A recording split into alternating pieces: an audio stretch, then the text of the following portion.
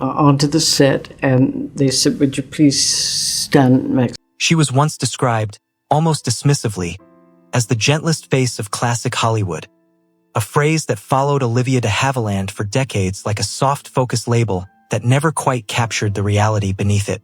Audiences saw clear, luminous eyes that seemed to glow under studio lights, a calm and carefully measured voice, and performances built around patience, kindness, and emotional restraint. On screen, she often embodied self-sacrifice, moral steadiness, and quiet endurance, women who absorbed pain without spectacle and stood firm without aggression. That image was so convincing that it became permanent in the public imagination. Yet behind that obedient beauty, behind the controlled grace that studios marketed so successfully, stood a woman whose choices would eventually make Hollywood's most powerful men deeply uneasy. Olivia de Havilland did not simply step into fame and accept its terms. She walked straight into a courtroom alone and challenged the machinery that controlled the destinies of thousands of actors, and against all expectations, she won. Her story is not one of loud rebellion or dramatic confrontation, but of persistence, precision, and a refusal to surrender personal dignity, even when the cost was isolation, misunderstanding, and long stretches of professional silence. Fame came early for Olivia, almost deceptively early, but freedom did not follow with it. While audiences adored her as Melanie Hamilton in Gone with the Wind, praising her warmth and inner strength, Olivia herself was quietly paying a price that few could see from the outside. She lived through years of professional punishment that never made headlines, periods of isolation when her name was spoken in boardrooms with irritation rather than admiration. She was branded a traitor to the system that had made her famous, and doors closed not because her talent had faded, but because she had dared to say no. Her work was celebrated on Oscar stages and praised by critics, yet that same talent became the justification used to bind her more tightly to contracts that treated her less like a person and more like a commodity. Olivia's tragedy was never loud or theatrical. It lived in relationships that fractured beyond repair, in a cold war with her own sister that stretched across nearly a century, in marriages that left wounds no camera ever captured, and in the deepest pain a parent can know, the loss of a child. She lived a very long life not to escape the past, but to witness everything she had traded away and everything she had protected. Her story is larger than the rise and fall of a movie star. It is a meditation on the cost of freedom, the quiet strength of a woman who was often mistaken for fragile, and a bitter paradox that echoes far beyond Hollywood. Sometimes, to preserve one's dignity, one must accept a life marked by loneliness. The price of that freedom did not begin in a courtroom, nor did it suddenly emerge once Olivia had become a recognizable name. It was planted much earlier, in childhood, inside a family shaped by separation, control, and relentless comparison. Olivia Mary de Havilland was born in 1916 in Tokyo, into a British family living far from home because of her father's work. Her earliest memories belong to a world balanced between East and West, between cultures and expectations, a setting that offered a brief sense of stability. That balance did not last. Her parents' marriage fractured while she was still very young, and her father eventually left the family, leaving two daughters in the care of a mother whose strength was inseparable from severity. The move from Japan to the United States was not simply a change of address. It was a complete severing from one life and the beginning of years defined by uncertainty and control in California.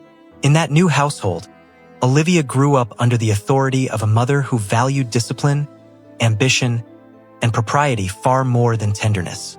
Every gesture was observed, every emotion measured, and affection was rarely unconditional.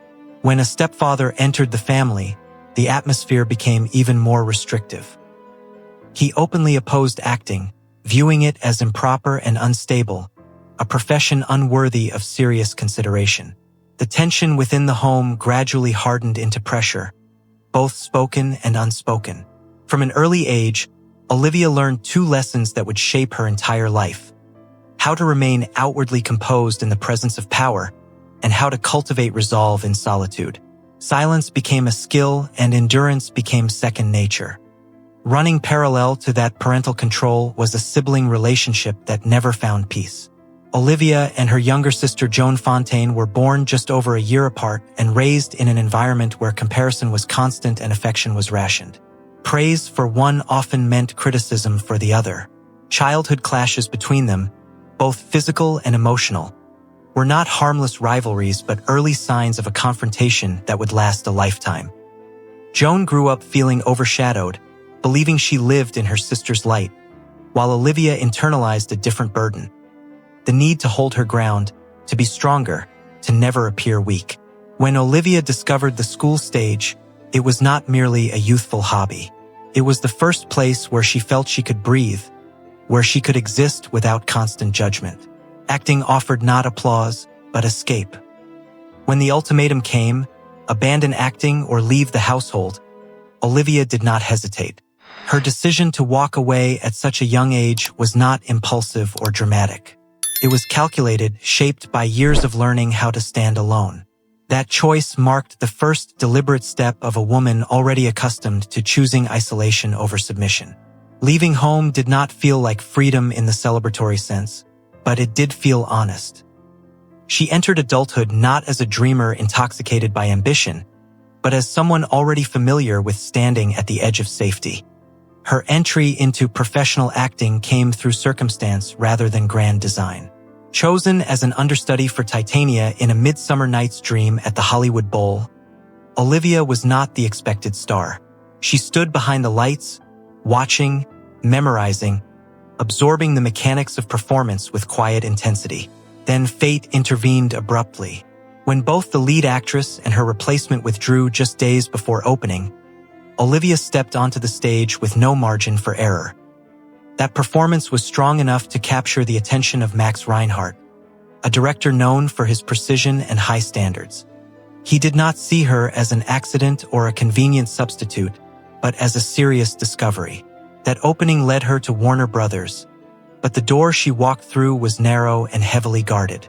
The contract she signed in the mid-1930s granted her entry into the studio system in exchange for modest pay and near total control over her professional identity. Her voice was judged too English and required correction. Her appearance, lighting, wardrobe, and even public demeanor were placed under supervision. For many young actors, this was the period when individuality disappeared. For Olivia, it became a time of observation. On the set of the film version of A Midsummer Night's Dream, she studied more than her lines. She watched how cameras framed faces, how lighting favored some features and diminished others, how power operated quietly through technique. That knowledge would later become a form of self-defense. Everything shifted with Captain Blood in 1935. The film, modest in budget but ambitious in spirit, became an unexpected hit at a time when audiences were still emerging from the Great Depression. Olivia, just 19, appeared as Arabella Bishop, gentle yet resolute, opposite Errol Flynn, who was also largely unknown. Their chemistry required no explanation. It lived in glances, timing, and silence. The film's success launched Flynn into stardom and fixed Olivia in the studio's imagination as the ideal leading lady. Beautiful, proper, reliable, and non-threatening, a formula was born, and with it, an invisible mold tightened around her career just as the spotlight began to shine. Warner Brothers repeated that pairing relentlessly. From Captain Blood to the adventures of Robin Hood and beyond, Olivia and Flynn became an asset to be exploited. Robin Hood, filmed in vivid Technicolor, became a cultural landmark, cementing Flynn as a heroic icon and Olivia as the embodiment of noble femininity.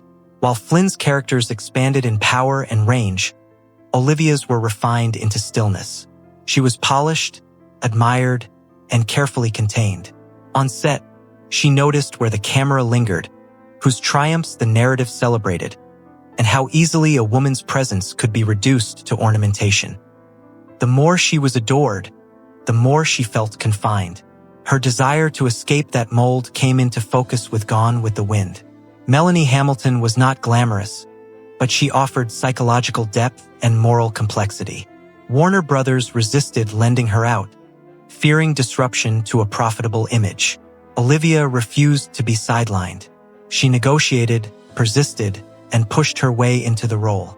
The production itself was punishing, chaotic, and emotionally draining.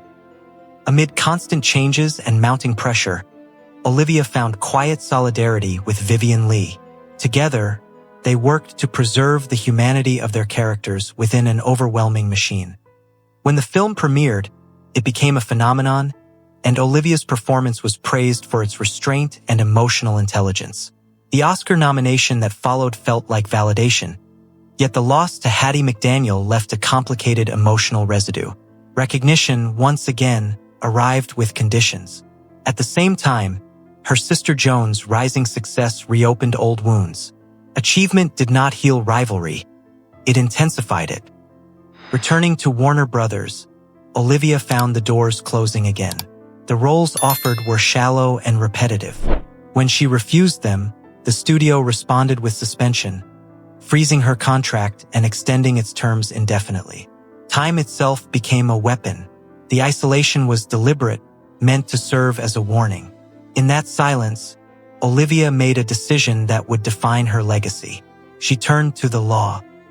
In 1943, she sued Warner Brothers under California labor law, arguing that a 7-year contract meant 7 calendar years, not a term endlessly extended by punishment. The retaliation was immediate and severe. She lost work, allies distanced themselves, and legal costs mounted. Her reputation was attacked quietly, efficiently. When the verdict came in her favor in 1944, it shattered a system built on quiet coercion. The ruling, later known as the de Havilland Law, changed Hollywood forever. Her return to acting was not triumphant in a conventional sense, but it was decisive. Roles like To Each His Own, The Snake Pit, and The Heiress demonstrated a level of psychological depth Hollywood rarely allowed women. She won 2 Oscars not as a reward for compliance, but as acknowledgement of artistic courage. Yet personal peace remained elusive. Her marriage to Marcus Goodrich brought control and volatility into her private life, echoing earlier patterns. Leaving that marriage required the same resolve she had shown professionally. She moved to Paris with her son, choosing distance from Hollywood and redefining her life around motherhood. When illness claimed her son years later, fame offered no protection. She endured that loss quietly, completely. Her later relationship with Pierre Galanti offered companionship without domination, affection without spectacle. Paris became her chosen home, a place where she could exist without explanation. Even in old age, she defended her dignity fiercely, challenging portrayals she felt misrepresented her. When she died in 2020 at 104, she closed the door on an era, not with noise, but with a pause. Olivia de Havilland's legacy does not live only in awards or iconic films. It lives in every actor who can say no without fear of lifelong punishment. It lives in the understanding that quiet resistance can reshape power. She did not seek to conquer Hollywood. She forced it calmly and methodically to recognize her humanity. That, more than anything, is why her story endures.